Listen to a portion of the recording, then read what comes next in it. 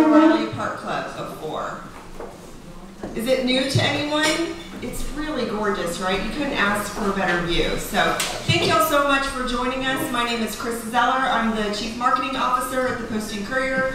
We're here today for Inside Business Live. It's a new event series, a fairly new event series that we started about a year ago. The series aims to bring topics that impact and matter to our business community, and we invite y'all quarterly to come to these, and we're always welcoming topics. Our first topic last year was about the future of energy. Then we talked about talent retention, retaining good talent into the market.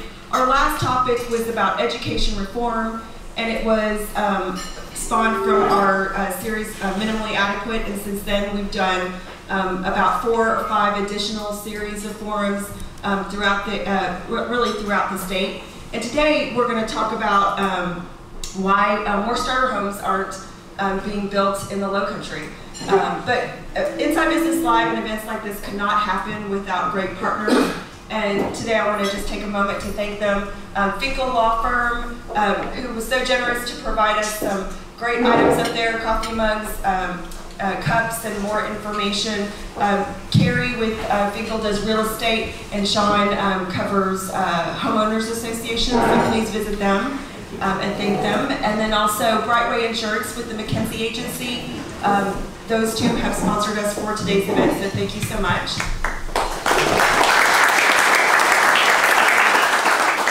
I'm just going to start off by introducing 2 of our moderators today. Our esteemed reporters, Warren Wise, who covers business, and then David Slade, he is our Metro reporter, and they are going to introduce our panel, so thank you so much.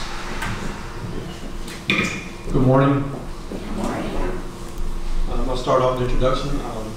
Anna Lewin is with the South Carolina Community Loan Fund, and she's the CEO. She took over in late December. And also, Will Jenkinson's with Carolina One Real Estate, New Homes, and he's a broker there. He's been here a long time. Thanks. Warren and I are going to try to take turns today.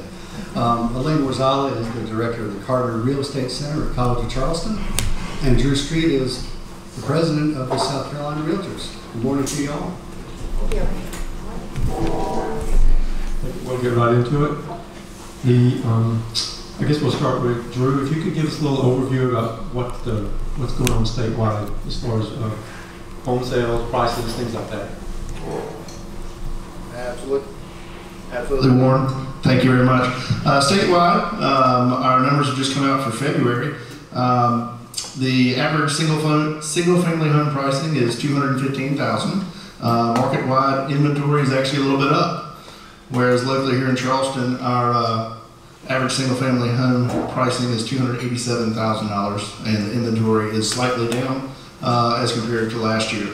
Nationwide, we're seeing price increases and have seen price increases of about 53% since 2012. So certainly does not bode well for what we're talking about today. It's been going up all over the nation. Elaine, if you could give us a little bit about the local. Sure. Basically, I was actually more prepared to talk about some of the issues in terms of local conditions, and one of the biggest issues in my mind is, again, this price going up. From the stats that I was looking at yesterday, literally there's only one market that we're under $200,000 in, or $250,000 actually, and that's Goose Creek. So from my vantage point, this is a huge issue, and I'm really glad that they've pulled us together to look at it. And go ahead.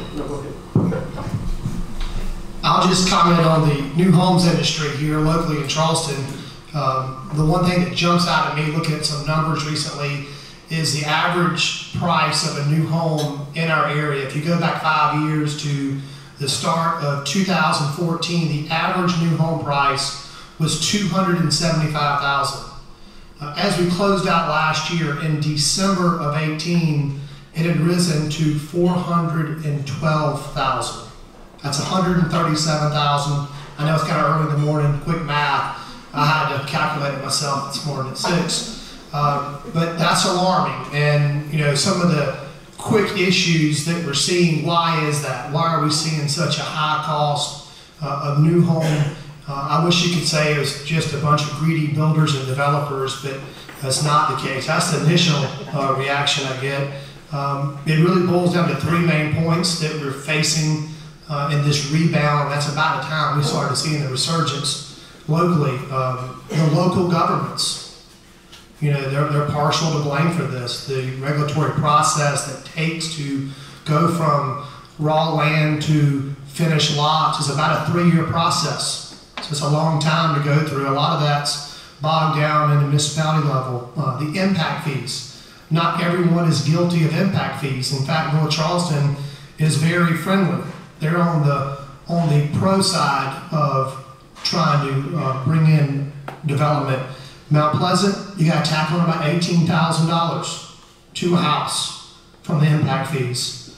The cost has been the biggest factor, not only in the development cost of putting in the roads, water, and sewer has basically doubled from 10 years ago, but also the cost to build the homes has risen dramatically over the last couple of years. And then finally, one that, you know, is based on market conditions is the cost to buy the land. That's the first thing you do, and in our business we say you make it or break it or lose it in your land cost, in your initial buy. So that's a factor that is a market-driven condition. Other ones we're facing an uphill battle. That's kind of some of the reasons why we're seeing that price increase. And just to sort of add on to that regarding the local municipalities, certainly the moratoriums aren't helping. And so when you constrict supply, and we've already got a supply issue, once you begin to constrict that, prices go up. Particularly around, well, just across the board they go up. So there's a lot of things that we can do on a local level to sort of remove some of these barriers. It's not the only fix, but it is certainly a way of approaching that. I am the CEO of South Carolina Community Loan Fund. We operate a revolving loan fund that finances affordable housing, and we've been at this for 15 years, roughly. We started as a local affordable housing trust fund out of the city of Charleston, and then expanded to serve the Tri-County and then the state, and began to lend for business and access to essential services in communities. I will tell you that we are seeing a decline in requests for affordable housing loans, and that is largely because the cost of land and the cost of construction makes the deals impossible to pencil out. So you're exactly right. You make or break by start with the first piece, the cost of the land, and so it's really impacting the sector, not just here in other parts of the state, and we're hearing that you know, all over the country. So, and if I could piggyback on that, sure. I know in Houston they're talking about working with land trusts to do sort of a long-term land lease so that people are basically just buying the building sitting on the land. And I'm wondering if, I mean, you all started as a land trust, now you're more of a bank. Well, we started as an affordable housing trust fund. Right. So we were financing affordable housing. A land trust is where a community group owns land and uses it for affordable housing purposes, and you're exactly right.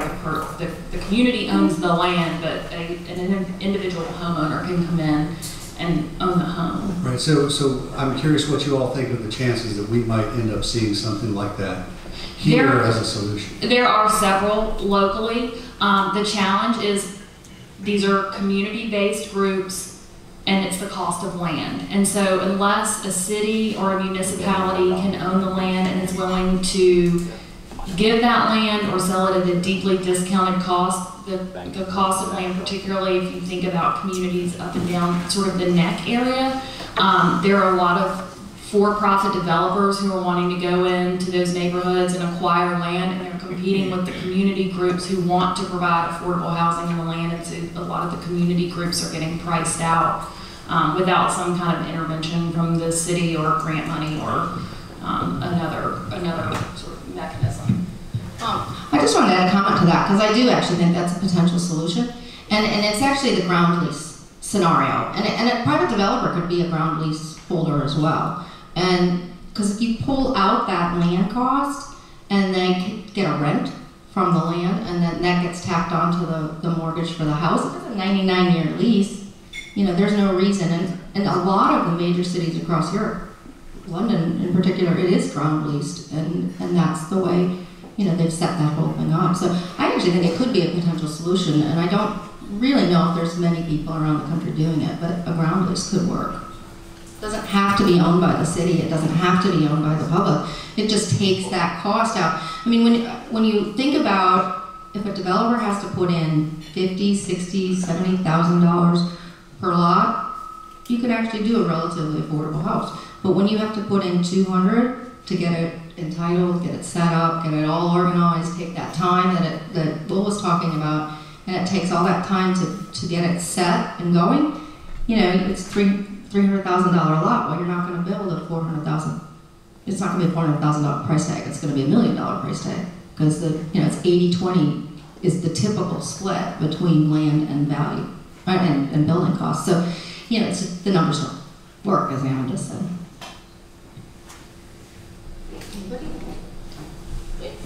New question. Anybody can jump in on this one. Have prices peaked or demand peaked? We got difference of opinion here, as you will probably expect. I think they're getting there, personally, but I know Will's got different mindset. But in my mind, one of the things that hasn't been brought up, which I really think needs to be brought up, is our wages. I mean, the wages that we have here in the area. I mean, if you look at on that Development Alliance site, I got on it last night, and 85% of the people in this area make less than $70,000 a year. Well, the lenders, you know, they're going to look at, you know, you can't buy a $500,000 home if you've got that income, and 2/3 earn under $43,000 a year. I mean, you can't pencil it out. So I think somehow we've got to work on the wages scenario as well. Go ahead. My comment, while you look at pricing, and that's a question you get asked often in real estate, I look at the supply of housing, number one. So when you see the supply, I call it the supply creep, when it starts rising, that's when you start looking at shifts in the market, and be it in a sub-market or overall. Overall, the latest stats just came out last week from our local board, is our supply is down about 4% from last February of the availability of homes on the market. So that number has remained around between 5,000 and 5,500 for the past couple of years now. It's not increasing. In fact, the height of our supply market, one would argue, is about May. Kind of the spring market, this is the traditional time in the next 2 months that homes in the resale market are coming on the market. The true supplier of new inventory is the new homes market. And again, it goes back to that timing mechanism. We're just starting to see our supply count, our neighborhood count locally get back to some sort of normal numbers. I mean, we're still way off from a new homes industry up to the peak, you know, the peak of 06, 07. We're about 60% there in terms of where we once were as a new homes industry. It just takes that time to recover. If you looked at probably 5 or 6 years, nothing was being developed in this town. You started to see that return in probably 14, 15, but we're just getting to the point of opening up enough critical mass. And I will say, yes, the ground, just to comment back on the last question about the ground leases, that's one area, is in land. The other one is another word that gets sometimes misused or misinterpreted. It's density. Density is a really good word when you're trying to look at affordability issues. Density and infill, another word that you see out there in the media and that gets a bad rap. That's how you can look at where you have services. You aren't having to bring in a lot of those services in the density word. The way the solution today that we're as an industry trying to tackle this affordability issue locally is attached housing. And the predominant is in townhomes. Just a quick look, there are about 12 new townhome communities in our marketplace active today. That's a great resurgence from 5 years ago when there was little to none. and that average sales price in the, I think about 140 that sold last year was $190,000. So that's the way we're trying to accomplish the first, if you were to define affordable condo development, it's probably been 13 years. This is the last one. It is being, the foundation was being put in this week over in Hanahan, a place called the McKelvey, that will have condo living from the high 100s. Those are the ways you can try to bring in affordability. So the starter home is the attached home, at least in today's market in the foreseeable future. And if I could expand a little bit on both the wages and the supply question. A riddle that I keep coming across when I talk to realtors is, they're telling me that they're seeing more price reductions, they're telling me they're seeing homes sitting on the market longer, but at the same time we have supply that says it's a seller's market. And those two things don't sync up. And well, so let's try to explain that, but the wage question also goes to that issue, because at some point you run out of people who can afford to buy the houses that are on the market, and doesn't that naturally drive down prices even when there doesn't seem to be a lot of supply, because where the supply is really missing is in that low price point. Sorry, I know that was a lot. If you all could share the mic and kick that around. Great question, and you hear that a lot too, that big number, but real estate's local, and there are certain areas that I call that are spongy. There are certain areas in Charleston that you got to look into that supply and demand in that particular market. The North Mount Pleasant region has, over the last 6 to 9 months, have had a lot of supply in certain price bands. It's caused price reductions. I think year over year, the North Mount Pleasant is down about 10% in the average sales price. Not saying the unit count is not there, but it's the pricing has come down when you have that supply. So supply and demand is going to change from area to area. Overall, if you look at that big number we see reported once a month, it is down, but it's in those submarkets and in those price bands of supply. I can kind of expand on that a little bit as well. That I think Will's exactly right. It's, you know, if you look at the overall numbers, they may be down here, but if you look at the price bands, I mean, I think if you were to build something less than 300,000 in Mount Pleasant, I think you would have a one-day inventory. It's just that's what we're talking about today. That lower affordable housing industry is just, that market is absolutely on fire and just almost impossible to control. When you get up in some of the higher price ranges, you may see a little bit of that stagnant pricing, but I think that's certainly something. Yeah, but you can't afford to do that $300,000 home in Mount Pleasant for many, many different reasons. One of the things that you have to remember, and I'm sure everybody in this room thinks of this, but not everybody else does, and that is, what can you sell that house for without losing your shirt? I mean, a lot of people have pretty big mortgages on those homes in North Charleston, and they can't necessarily drop the price and afford to just walk away from a couple $100,000 or whatever. So we have that stickiness coming down, and that's what you have, and that's why I personally think we are nearing the top if we haven't already hit it. And again, you have to remember, I've got a couple students here from the college, and I'm always telling them, market segment, market segment, market segment. Depends on where you are. It's so local, and you really don't care about these averages. I mean, I know we like to throw them around and yada yada, but where you're living and what your house is or where you want to be living, that's what matters. And the case right now is, again, the prices that were paid over the last couple of years for some of these homes, they probably can't afford to walk, and so they're just going to sit, and and that's what happens when we start to have it down. When we start to have it down, the transaction zone between the buyers and the sellers, they have completely different viewpoints, and there's not a zone there. There's no negotiating because they're too far apart. They're $200,000 apart. Well, it's not a deal then. And that's what happens when you get into the stickier down cycle. And to build off of your point, sort of your house is where you want to live. So the question that I would pose to you all is, where do you want to live? And for most of us, we're at 7:15 or 7:30 breakfast, so I assume we're all working professionals.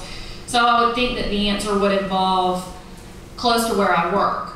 We want short commutes. We want to be close to essential services like grocery stores, schools for our children, a doctor that we know. And so what's happening now is a lot of people, you know, I think there's tens of thousands of people, the Chamber has data about this, there's tens of thousands of people that commute into Mount Pleasant every day because they cannot afford to live close to where they work. So you've got the Roper Hospital at the sort of the northern end of Mount Pleasant. You've got a number of service and hospitality industries up and down 17 and Coleman. People can't afford to live in Mount Pleasant. That's where your traffic comes from, because there is an aversion to density. So we build single-family homes that increases sprawl. People can't afford to live close to where they work, and then no one wants to build additional high-density units because there's traffic. Well, these things are connected, and so I think one of the big opportunities that we have in this region is the bus rapid transit line that's going to come down rivers. If we can get that right with high-density housing along that route and affordable housing along that route, they'll support one another. So people, it's going to take the density to make the bus rapid transit line be a success, so they can help each other. But I think a really important piece of this that gets back to the wage issue and the supply issue is the transportation issue. How do people move around, and do people live close to the services that they need to access every day? You know, speaking of people living far away, I drove in this morning from Pawleys Island. I live in Pawleys, and I left about 5:45 this morning. And usually that route, I come to Charleston fairly often. If I come at 2 o'clock in the afternoon, you know, there's a few cars here and there, but I counted multiple times, at least 15 cars, you know, in the same lane as I was heading into town before 6 o'clock this morning, and all of them were heading to Mount Pleasant. So it's definitely amazing how much traffic from the Georgetown area, from some of the smaller communities where the homes are a little more affordable.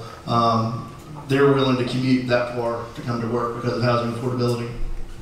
Yeah, and it's an issue, a big issue. I used to live in San Diego, and there we used to say you drive till you qualify. And the fact that you just said the only project is in the under $200,000 range townhomes is in Hanahan, and that's pretty bad. Hanahan's, if I'm not mistaken, Hanahan's pretty far from Mount Pleasant. So yeah, I'd encourage you to, the Chamber put out these numbers and that Anna was just referring to, and we've got 23,000 people commuting into Mount Pleasant a day, 27,000 commuting out. No surprise, the Ravenel Bridge gets to be a mess. West Ashley, 24,000 in, 31,000 out. Again, no surprise, all these single, you know, cars.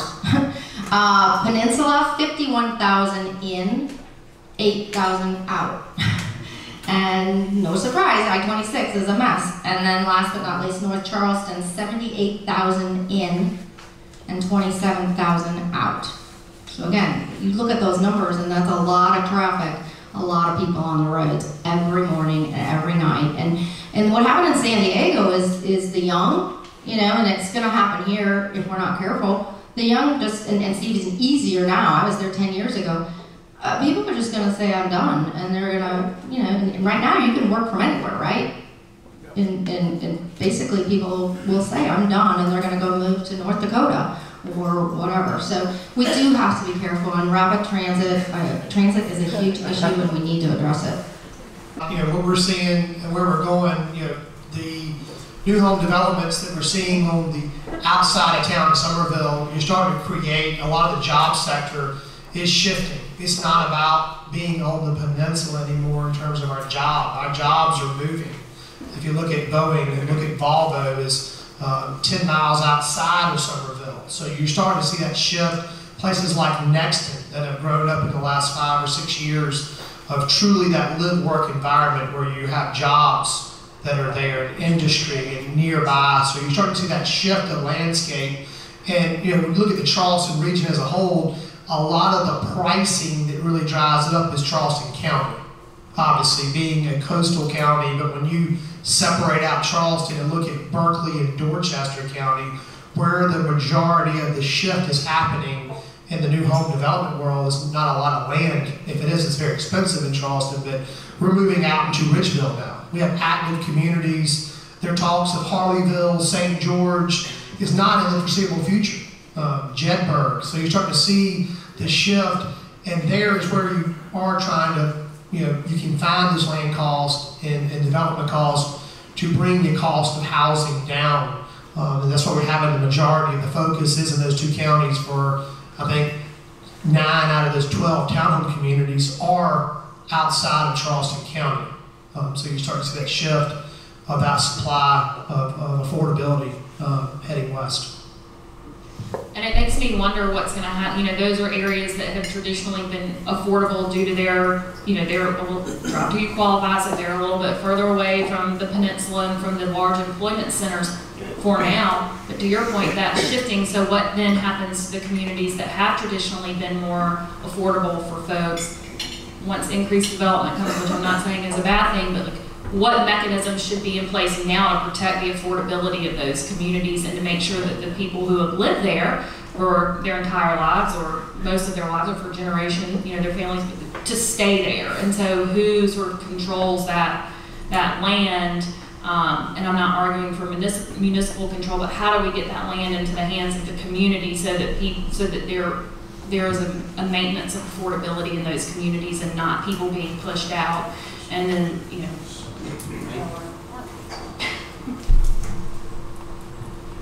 Obviously, there's a demand.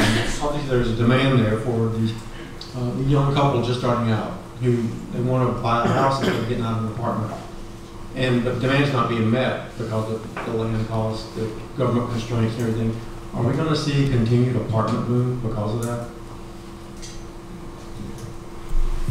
I was actually just going to try to bring up the rent situation, and I'm one of those that, against my finance folks that say you must buy.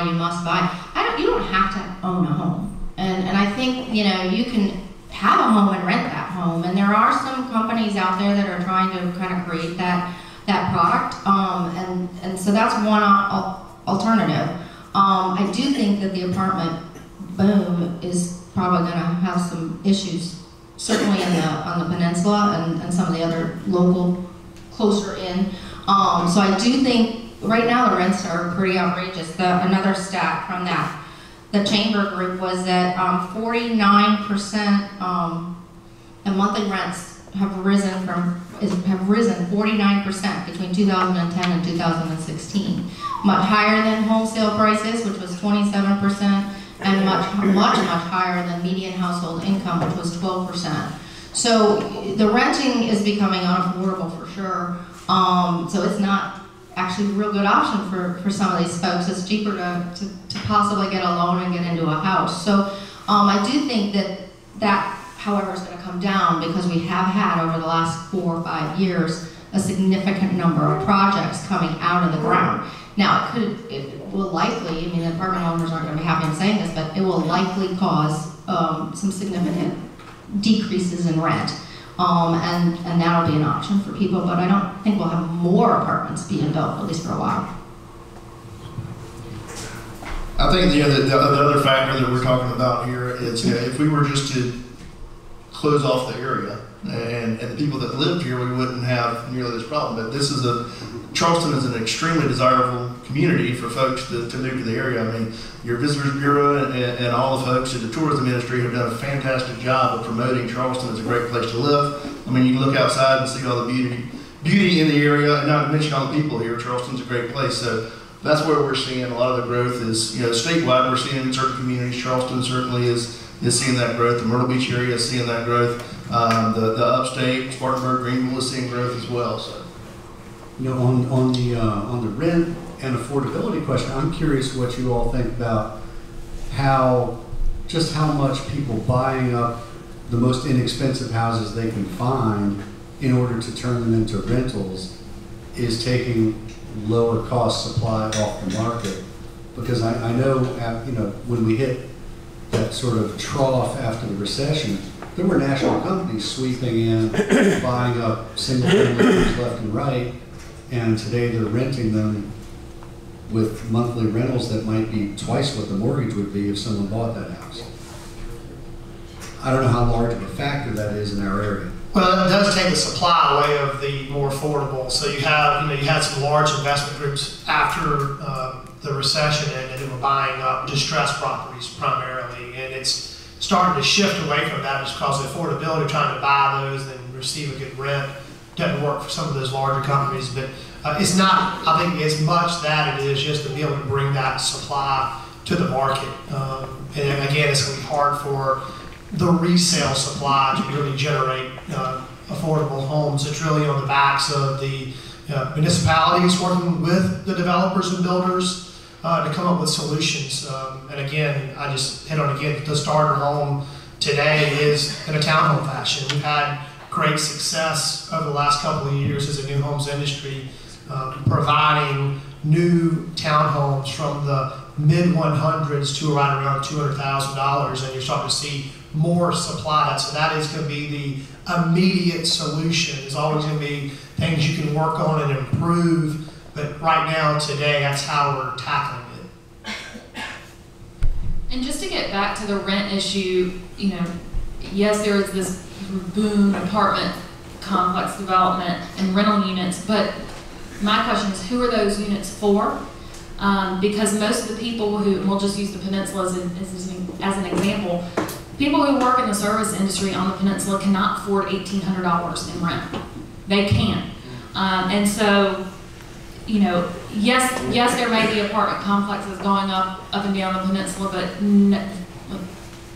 can local people who work on the peninsula afford to live there? And if the answer to that is no, then I think we're doing ourselves a disservice, because these are the people who make our economy hum. I pulled some wage data from Department of Employment and Workforce as of January of this year, and the average annual wage for accommodation and food service is just right at $21,000 a year. There's no way you're going to afford $1,500 or $1,800 a month on that wage. So we need to think about that as we move through this issue. Who are these units for? Yeah, and I do think that we've got issues particularly on the peninsula with the college and MUSC, because you've got that whole side of the demand in terms of rentals as well. So you've got competition between the College of Charleston students. Some have plenty of money and they can afford those, which is, I'm afraid, a lot of the developers have decided that that's the target, right? But there's not that many of them. There's definitely there, but there's not that many. And then you've got the Airbnbs that have bought up a lot of the property as well, and the city's trying to work with that, and I think we'll see how that all works. But we've got the Airbnbs, and then of course we've got the folks that have, as was pointed out, how many in this room are non-locals? I mean, moved here within the last 10 years? Yeah, see, they're all, me too. And so, so we've got all these people that have come in, and some people are coming in just for second or third, or in some cases, on the Battery, their fifth home. And, we might have to do something about that in terms of, I know you don't want to take people's rights away, but at the same time, maybe they have to pay an extra tax or something because they are taking some product away from the market that then requires our service people to drive for an hour to get to work. Let me return us to the supply issue for just a sec. I talked to a few of you before we sat down about this. Last summer, we had an article in the Post Courier, I wrote it, that said 105,000 homes in the Charleston metro area had been approved and were just waiting to be built. 105,000, that's enough housing for 250,000 people. So the question is, if all that supply is sitting out there already approved for properties that developers already own, why is it taking so long for it to come out of the ground? And I don't know, Drew, if you're seeing that in other parts of the state, or if that's something particular to our area, but I'd love to hear more about it. No, for the most part, it's as it's being developed, it's selling fairly quickly in other parts of the state. As Will alluded to earlier, a lot of that does have to do with red tape. Now, it may be approved by the city, but it may not be approved by all the other governmental entities that are involved, from DHEC and and the water supply company, and all the different regulations and red tape you have to go through. But I'll pass that over to Will, because he certainly knows more about the local. No, you hit it on the head, Drew. It's the time it takes to go through that process. The articles written around how many entitlements, how many approvals have been made by a local municipality to allow that many density units or homes, different types of homes, to be built in that particular community. But that may be 3 to 5 years out before it even gets a chance to start. And that's going through, do we have water and sewer there yet? What is it going to cost to bring water and sewer? Are some of the huge factors. And some of these communities that you wrote about, David, but a lot of it's just that regulatory process of going through the different steps, including DHEC. As you see the Great Marsh outside, we are in the low country and do a lot of wetland issues and a lot of different hurdles to go through when it goes to development. So it does take time. And one of the other things is also uncertainty of costs. A lot of these big projects, they're planned over time, right? They get approved to do thousands of units, but they phase them.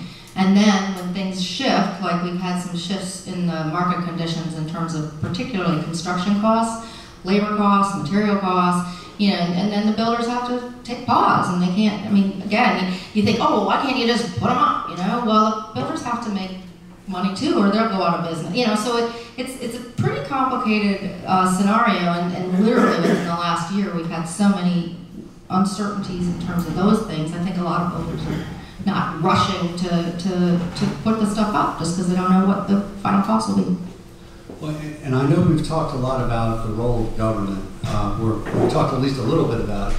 And it seems like that can go in all sorts of directions. On the one hand, you've got tax credits for first-time home buyers and first-time home buyer construction programs like they do in Charleston. On the other end of it, you've got building permit limits and impact fees in Mount Pleasant.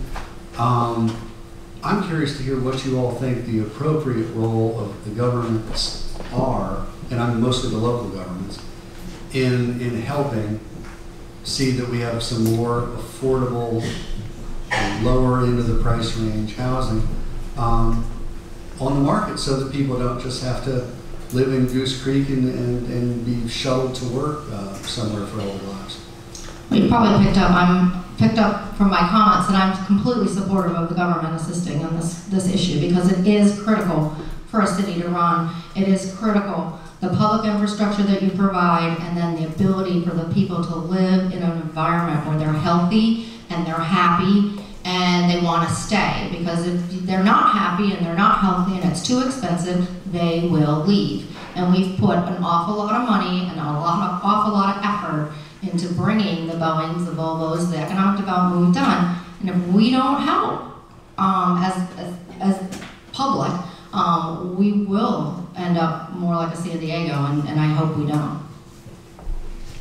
I think that's right, and I think that we need to expect that our local municipalities will invest in housing as a part of investing in infrastructure in the same way that they may invest in sidewalks or water and sewer or other just sort of essential community infrastructure pieces. Housing is a part of that. And if we, to your point, if we want to continue to attract Boeing and Volvo and some of these larger industries, we have to have a place for their workers to be able to afford to live. Otherwise, people won't stay, and it's going to make recruiting big companies here harder for this region. And I think that's why this issue has caught the attention of the Chamber and of CRDA, because it impacts our workforce and our ability to attract a good workforce.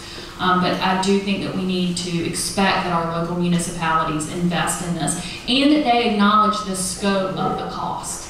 Not that they cover the whole cost, but that they at least acknowledge that, hey, this is a really large issue and it's expensive, and so let's do everything we can do, from streamlining the permitting process and getting out of our own way, to making a real investment and making sure that all people can afford to live in our region. We should have invited some of those leaders today, but interesting to hear their comments and watch them squirm in their chairs. I think it's working. I think you got other things like taking the impact fees off the table is the #1 issue in certain areas, especially in Mount Pleasant, to try to tackle. I know Wendy's here from Housing for All, and she has quite an uphill battle. I'm glad she's going to tackle the issue, but it's not just a Mount Pleasant issue. It's in all municipalities. One of the most friendly ones is right in the center, North Charleston. Mayor Sumney's been a huge supporter of the development industry and has a 0 impact fee structure and create incentives for people who live and work for the city to live in the city. So I think some incentives for those who provide and work and educate our children to buy housing and live locally.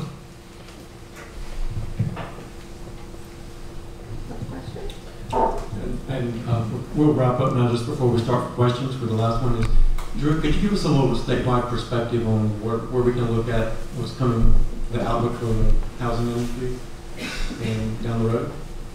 Sure, I think that obviously it's supply and demand driven. I mean, South Carolina is doing great. We have people that are moving into South Carolina every single day. We certainly have traveled around the country and been able to meet with other folks in the nation in states like Connecticut. They are losing population, whereas the state of South Carolina is growing pretty steadily.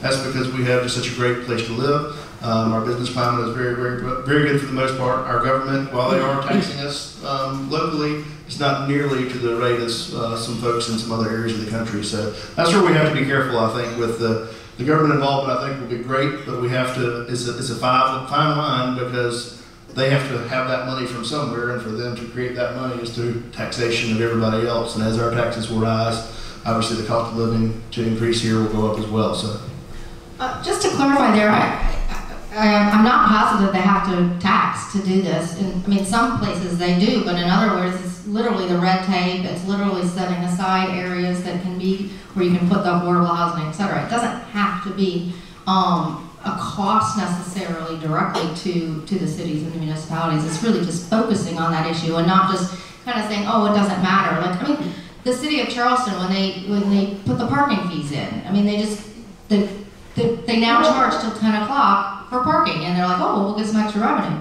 Well, that's really dumb, because they've completely impacted the entire service industry, and nobody, half the restaurants can't get good help because they can't afford to pay for the parking. The help can't, and they can't run out in the middle of dinner, serving dinner, to go plug their meter. I mean, it's just insane. And then they say, oh, we'll put a hop in, and we'll just have them go hang out, park their car and drive, get this little bus. Well, the bus stops, I think, at like 11. And again, what servers get out at 11? And then in addition, it adds a whole hour to their time in terms of getting in and out to go to work. I mean, it's crazy.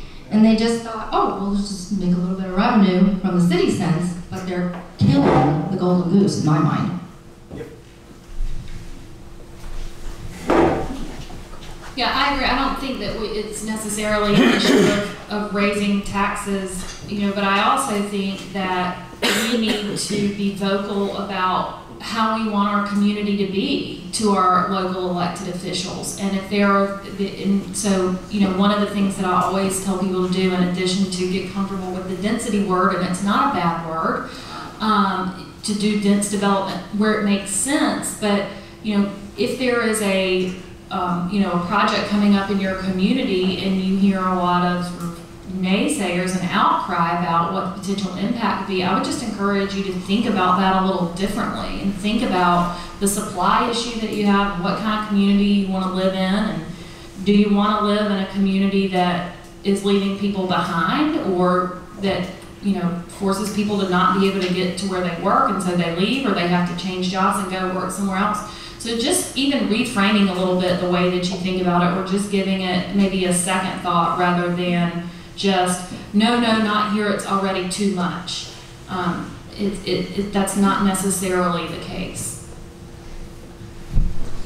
The teacher really quick saying, and again, this is something I talk to my students about all the time, you can and will make a difference if you get out and show up at the meetings and things. People don't realize, but the naysayers get themselves organized, and then they show up in droves, and then the public officials get nervous, and then they back off.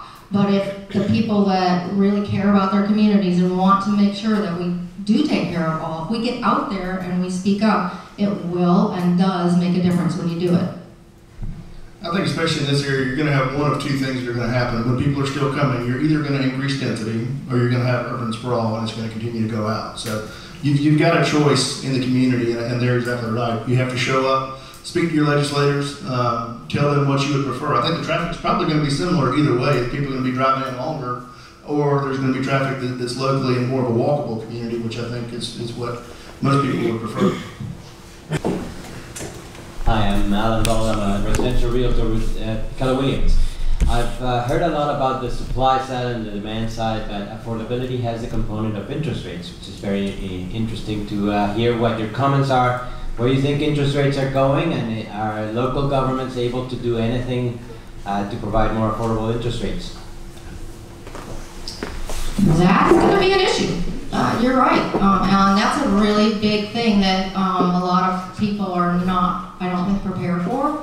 But I do think that we'll continue to see creep up. And obviously, when you have a home, the average home price of $400,000 in Mount Pleasant, once you go over 6-7%, it becomes really unaffordable. So that's going to be a big issue, and that is one way the government could potentially help is trying to provide low interest loans. That's a tough challenge. Interest rates historically are at a historical low still. I mean, they were a little bit lower before, but I know when I bought my first home, I paid a point to get it below 9%, which sounds absolutely crazy. How expensive was that house? Well, it was still, it was a little bit different. It was a townhome. I bought it in a townhome community for that. But I mean, it's definitely a challenge. I think you're right. Just to echo what they said, the interest rates do play a big part of the affordability. And I guess there's some things, it's more of a national perspective, a market-driven, not really a local level issue or one we can correct locally, but it does impact the affordability. So we operate a revolving loan fund, but we have a cost of capital too, even for the capital that we pull to loan out for affordable housing. And I do think that that's a role that potentially governments could play with some of the funding sources that they receive, is that their cost of capital may be a little lower, and there certainly are sources out there where there can be a lower interest rate. But we have to cover our costs as well.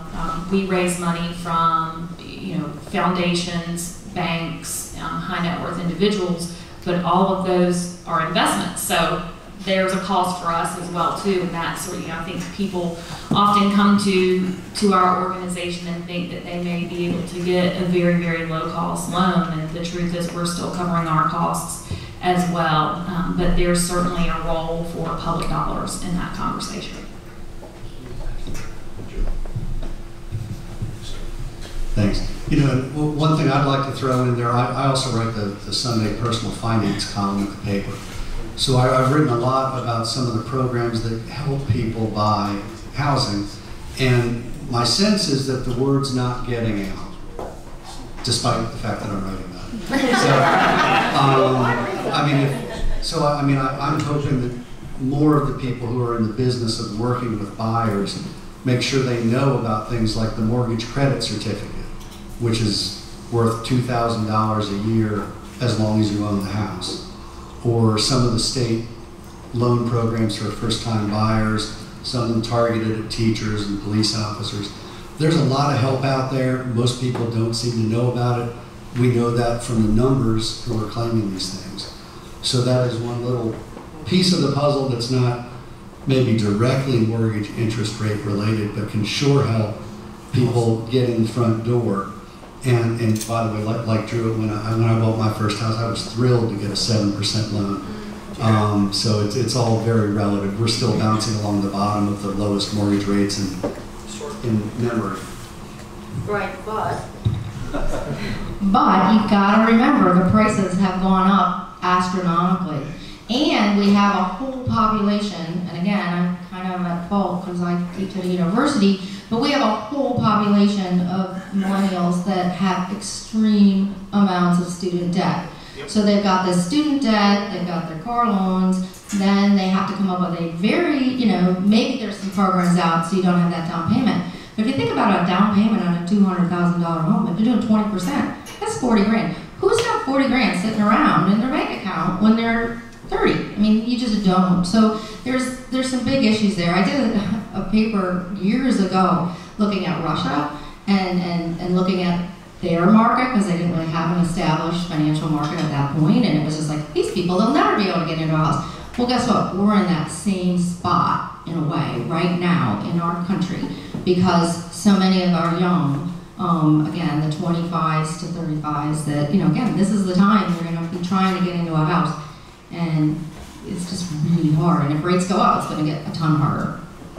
The interesting thing to me is, just one last piece of that, is that I've seen very recently that the VA loan, the use of a VA loan has gone up a lot. The market, it was very competitive where it wasn't coming into play that much, but the cost of the loan has gotten expensive, and the VA loan and some of those residual and costs that keep adding up are a little bit lower, and so we're seeing a lot more of those type of loans used in the market. And I think to, forget owning a home right out of college. How many people rented their first apartment right out of college, or did you move? So who rented and didn't buy a house right out of college? Who rented? Most of us. Yeah, that's what I'm saying. You can rent. How many of you in your first job, or adjusted for inflation, but how many of you could have afforded $1,800 a month in rent right out of college?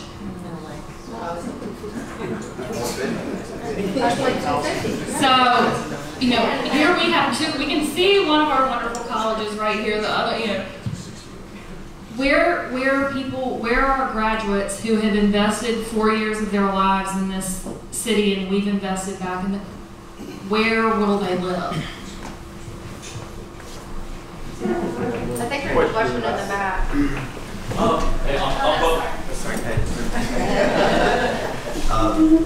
It's more of a statement than a question, but we talk a lot about the population influx and people coming to our community, but one of the stats that's often overlooked is over a third of the new growth that we experience is organic. So when we talk about people from off moving here for jobs, one of the things we really need to consider with our political folks and planners and the such is that a lot of the growth that we're experiencing is in our own community. And so when we talk about the anti-growth sentiment, we need to accommodate for the folks that are born here and who are just a byproduct of the community, rather than folks moving here for the Boeings and Volvos and the such. So, although some of those are the people moving here, right? They're coming in their 20s and 30s, and then they're having their kids. So some of it is still brought in by the in-migration as well. But yeah, I was really surprised to see that they say 38 people coming a day right now is kind of the average, and yeah, 28 are new people coming in, but then 10 are babies being born. So we got a baby boom going happening. So education and schools is going to be a big issue going forward. I'm Michael Stormfire with Carolina Real Estate. I guess my question would probably be, and I know this is obviously a real estate seminar, is are we addressing the disease or are we addressing a symptom? Because I agree with the increase in the price of housing, especially when it's looked at from the downturn. But my parents' first house, West Ashley, was $35,000. But my dad's salary was $7,500. And I think the issue is that wages in our area have not grown proportional to the cost of housing. We talk about the cost of housing.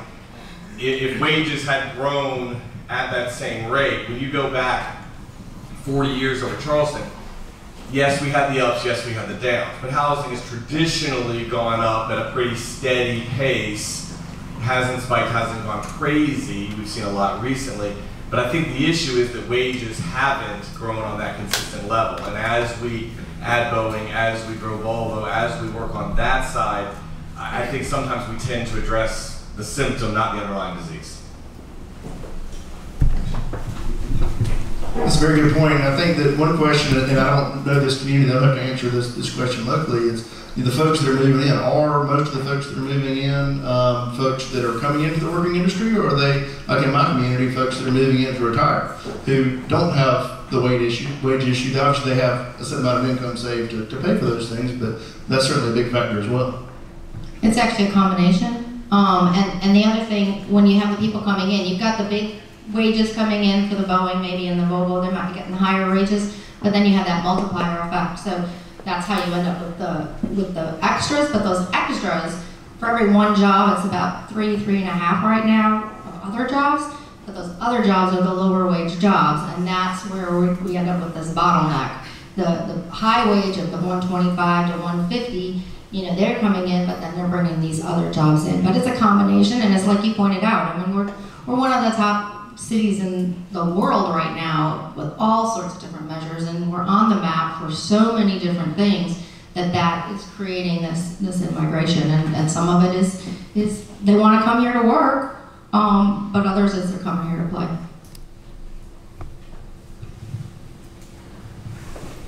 I think one thing that is interesting to me is and this is also from the South Carolina Department of Employment and Workforce, by 2024, personal care aides will be the highest growing profession. And the salary right now is $19,728 a year. So your question about the retirees made me, so if you think about, you know, yes, there's going to be the professionals who have this multiplier effect, and the retirees are going to need a different set of services, and they're going to have a different, you know, their own multiplier effect. And who is going to be providing those services? You know, it could be, you know, many people my age, it might be our parents want to move to town to be close to us. Well, who's going to take care of my parents, and what kind of wage are they going to earn, and more importantly, where are they going to live? I'm going to want them close. Another question? I'm Brian with House in the South Realty. We spoke briefly about the short-term rental situation in downtown Charleston. My family's been here since there was a wall around this city, and there has been construction sites coming up everywhere. I'm concerned about the growth of the city, the bunch of hotels coming in and stuff like that. This short-term rental situation, I felt, was a way that we could alleviate that, that we can, just like the 1900s, preserve these old historic houses by having old, people from wherever come in and buy these houses, renovating them, and then housing the people that we need to support this growth in Charleston. Do you think that ordinance that passed a year ago is going to sustain, it's going to continue, or do you think that that's going to come down and we're actually going to be allowed to rent these houses in downtown? I'm holding the mic, so I'll kick that one off. I used to cover the city earlier in my career at the paper, and I'll tell you, from what I know, from the people I've spoken to, and from what I've written about the short-term rental ordinance, I don't think that's going anywhere. I mean, the city of Charleston has really cracked down. I think at the moment they have, last I checked, 175, not thousand, permitted short-term rentals, and about 2,200 that they're trying to shut down, and those are the ones they know of.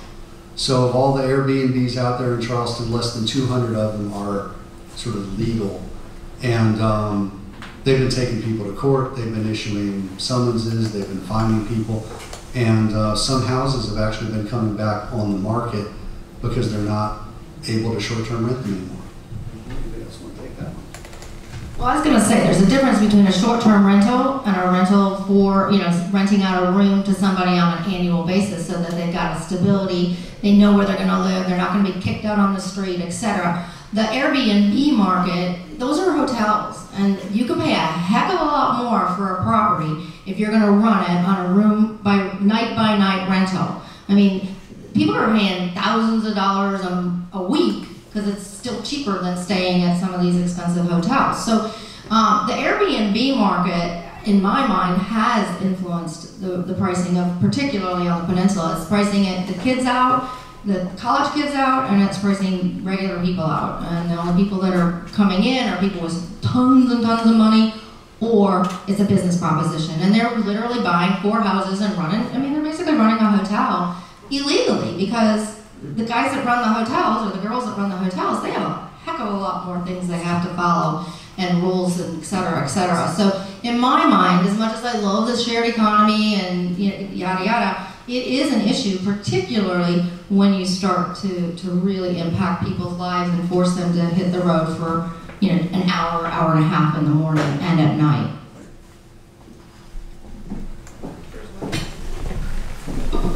How you doing? My name is Jason Smith. I'm with the Max Alliance, and my question is kind of directed at Will.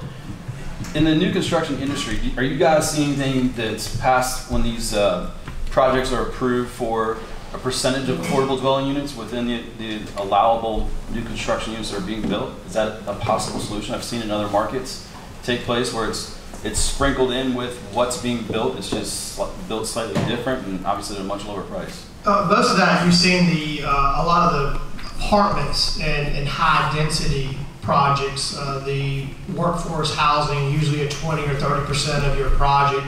It would allow you to have more units if you built or really just rented or sold at certain measures. You've seen it shift more, been used more on big apartment projects to get that density up, to help pay for that land. Have not seen it really trickle over to the housing for sale market as much, but it's been mainly used, and it was a part of Mount Pleasant when they were somewhat more friendly in the density, and you saw a lot of that happen on Cohen Boulevard, but that's now all gone, and there's no a density that you can allow to build and rent at a more affordable rate. But they are, I don't know how affordable they are, but they are under and meet the certain requirements. Downtown, the Boulevard has them, but there are certain percentages. It's been mainly in the for rent market. Well, I just want to add to that. I mean, the markets I've seen it, specifically in the Washington, D.C. market, it's the product that they're building. It's for sale. It allows people to buy, build a little bit of equity, but it's a little bit more controlled with who can buy it and how much they can make on it. Is there a type of solution like that could remove some of the need for impact fees? I think you're right on, and these are some of these solutions we need to be thinking about, because you're right, there's other places around the country where they're using that. Boulder, Colorado used it. They'll put a deed restriction on it. You can only make so much money when you sell that house, but they try to, again, build the 200,000, 180,000, 220, and then try to keep it that way so that maybe somebody moves on and somebody else can get in there. The city does have a home buyer program like that. The city of Charleston does, that they have worked on, that they'll sell. I think it goes up to 120% of area median income, and they work to make those houses affordable. And then there's a covenant that dictates how much you can resell it for, so that you don't have someone move in and then turn around and sell it at market. The city also has a zoning for multifamily that developers can opt into, that allows them higher density and I think maybe some parking requirement waivers if they do a certain percentage of affordable units. They just this year amended that ordinance, and now they allow fee in lieu of, so developers can pay a fee rather than produce the units. So we'll see how that goes. Well, I think we've had a really riveting conversation. I want to thank the panelists today. We've learned a lot. If you guys like Inside Business Live, our next one is in May. We'll cover the topic of tourism, so please sign up for that. Also, a couple of other things that the Post-Courier wants to let you know about. We do have a weekly real estate newsletter, so we encourage you to sign up on that. On the bottom of, on the back of your program, it shows you and directs you where you can go for that. And we also have a business newsletter that goes out twice a week. And then also one new project that's coming up next month, mid-April. We have a new podcast coming out called Understanding South Carolina. And I've had the privilege of previewing a couple of them, and one of them is around this topic. So look for information about that. Again, I want to thank everyone for being here, and I want to especially thank our sponsors today, FICO Law Firm, and also Brightway Insurance, the McKinsey Agency.